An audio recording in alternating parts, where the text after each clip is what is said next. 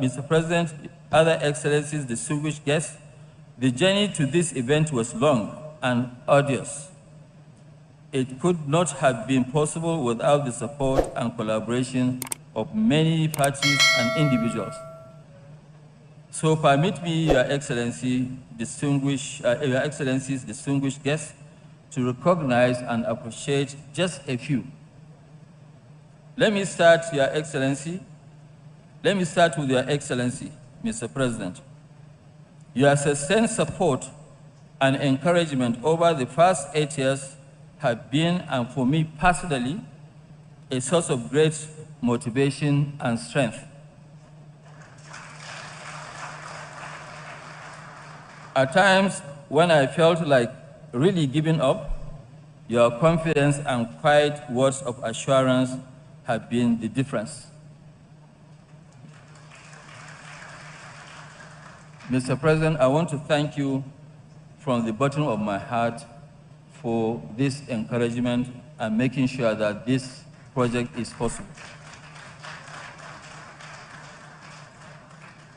Those like me who have actually made Lagos our home will testify that since the beginning of the current democratic dispensation, the government of Lagos State has been exceptionally remarkable in its commitment and support for the private.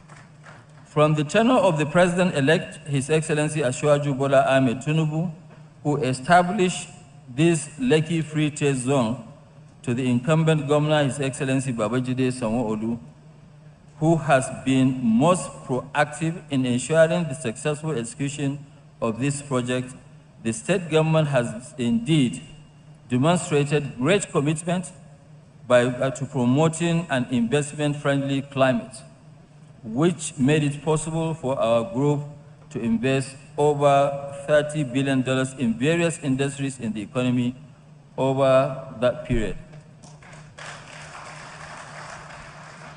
We must really thank the Asiwaju of Nigeria for his incredible vision and foresight.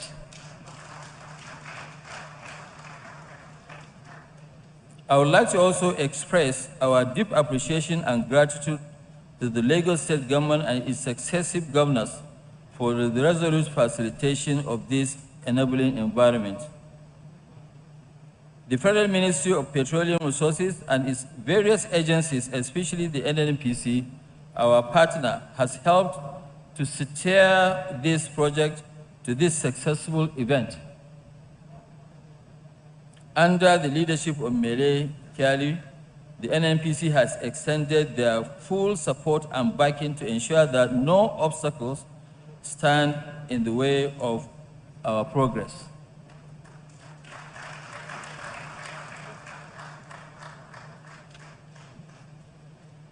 As in most mega projects, financing has been a source of many significant changes. Governor Emefiele's belief in and commitment to this project has been awesome. Without Governor Emefiele's courageous support and backing, this project would not have stood a chance of successful completion. Governor Emefiele moved mountains to ensure the success of this project. Indeed, apart from the top management of the refinery itself, no one in this gathering has visited this site more than Governor Emefiele. So we are indeed very, very grateful.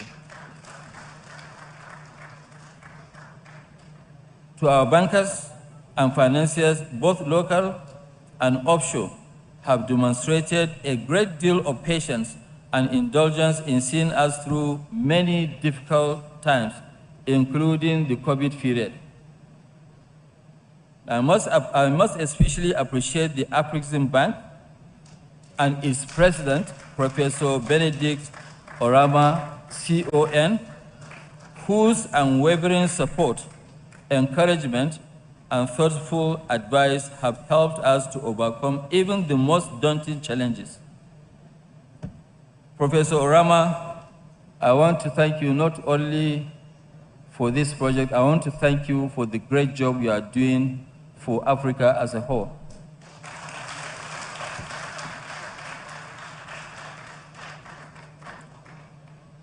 I want to also most especially acknowledge some few. I want to acknowledge Access Bank PLC and Zenith Bank PLC for going the extra mile in supporting us in this unprecedented investment.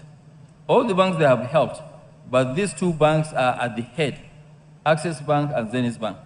So thank you very much. Herbert Wigwe, thank you very much. My big brother, Jim Ovia. Our security agencies have actually been most proactive in helping to ensure that this project progress under the strict vigilance and concern of our national security network. In particular, the Chief of Naval Staff, who has kept the project continuously under his personal attention and watch. And I must also thank the CDS, the Chief of Defense Staff, for listening to us, for always assisting us when we need additional help. So thank you so much. However, I cannot close this address without appreciating the board, management, and the staff of the entire Dangote Group, whose commitment, perseverance, and hard work made today's event possible. Let me also thank our hosts, the communities, and their traditional rulers for their sustained patience, forbearance, and admirable willingness to work with us to make sure that we find amicable and win-win resolution to many issues we have had to deal with during the construction of this huge facility. Finally, we must not for granting us the opportunity to witness this ceremony in our lifetime. It is the major challenge of our lives, and we've been able to deliver it. So we thank Almighty Allah.